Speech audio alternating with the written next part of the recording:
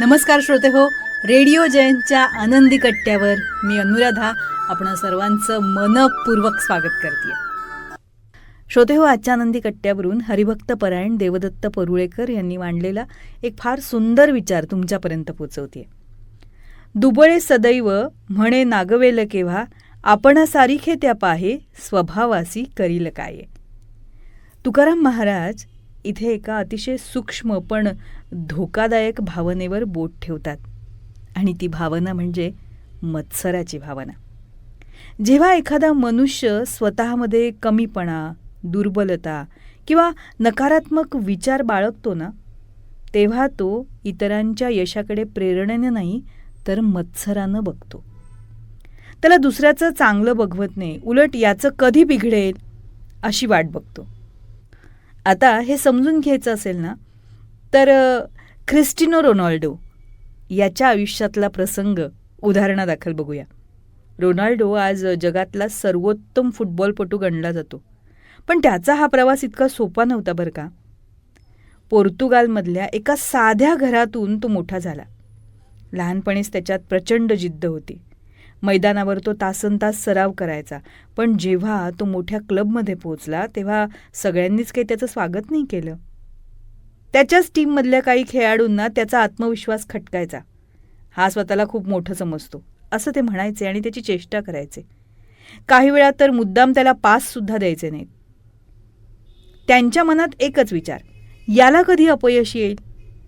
एकदा सरावाच्या वेळी एका सहकार्यानं त्याला टोमणाच मारला, तू काही स्टार नाही आहेस, फक्त दाखवतोस.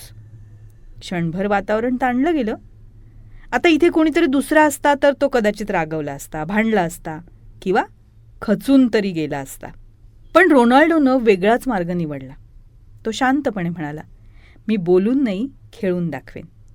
आणि खरंच त्याने ते खरं करून दाखवलं.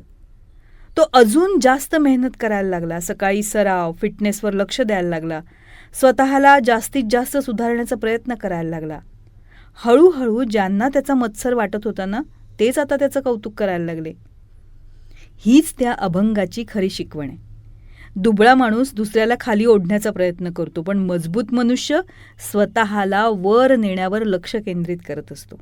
आपल्या रोजच्याही आयुष्यात हे दिसतंच की एखाद्या वर्गात एखादा विद्यार्थी चांगले मार्क्स मिळवतो तर काही जण त्याचं कौतुक करतात, तर काही जण म्हणतात यावेळी होतं नशीब, पुढच्या वेळी पाहू ना. आता ऑफिसमध्ये एखाद्याला मिळालं प्रमोशन तर काही जण प्रेरणा घेतात, तर काही जण मनातल्या मनात त्याच्या अपयशाची वाट बघतात. पण आपण काय करू शकतो? आपण ठरवू शकतो दुसऱ्याच्या यशाकडे मत्सराने नाही तर प्रेरणेनं बघायचं.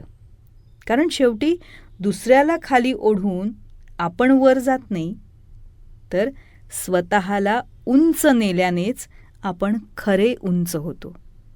पटतंय ना?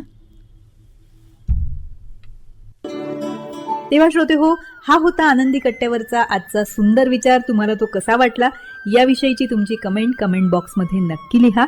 आणि त्याचबरोबर रेडिओ जयंतचे दर्जेदार कार्यक्रम ऐकण्यासाठी रेडिओ जयंत लाईक करा, शेअर करा आणि सबस्क्राईब करा. रेडिओ जयंतचं सबस्क्रिप्शन फ्री आहे. आणि त्याचबरोबर नोटिफिकेशनसाठी बेल आयकॉनवर क्लिक करायला सुद्धा विसरू नका.